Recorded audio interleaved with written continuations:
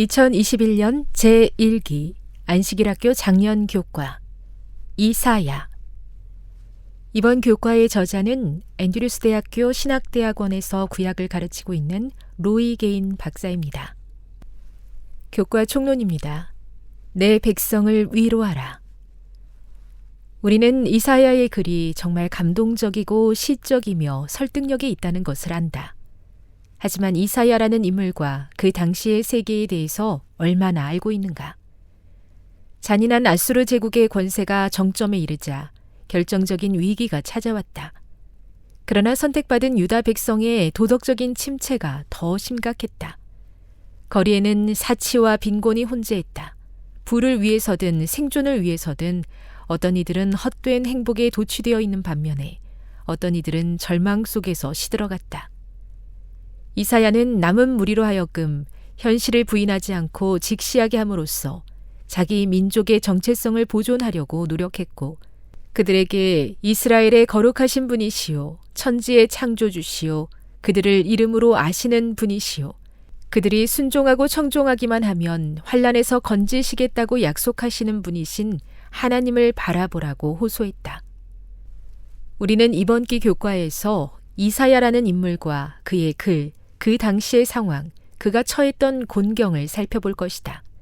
그러나 무엇보다 그의 하나님, 곧 오늘날에도 우리에게 너는 두려워하지 말라, 내가 너를 구속하였고 내가 너를 지명하여 불렀나니 너는 내 것이라고 외치시는 하나님을 만나려고 한다. 읽어주는 교과 제1과 정체성의 위기. 1월 2일 안식일의 일몰 시간은 오후 5시 25분입니다. 기억절입니다. 여호와께서 말씀하시되 오라 우리가 서로 변론하자. 너희의 죄가 주홍 같을지라도 눈과 같이 희어질 것이요 진홍같이 붉을지라도 양털같이 희게 되리라. 이사야 1장 18절. 그대가 아일랜드에서 산울타리를 따라 시골길을 운전해 간다면 되새김질을 하며 집을 향해 느리게 움직이는 솥대를 만나 차를 세워야 하는 경험을 할 것이다. 비록 그것들은 모는 사람은 없지만 그 솥대는 자신들의 주인이 누구인지 안다. 그래서 그 주인의 우리를 찾아 들어간다. 만일 상점에서 한 소년이 엄마와 떨어진다 할지라도 그 아이는 그 안에 있는 수많은 여인들 사이에서 자기 엄마를 금방 알아볼 것이다.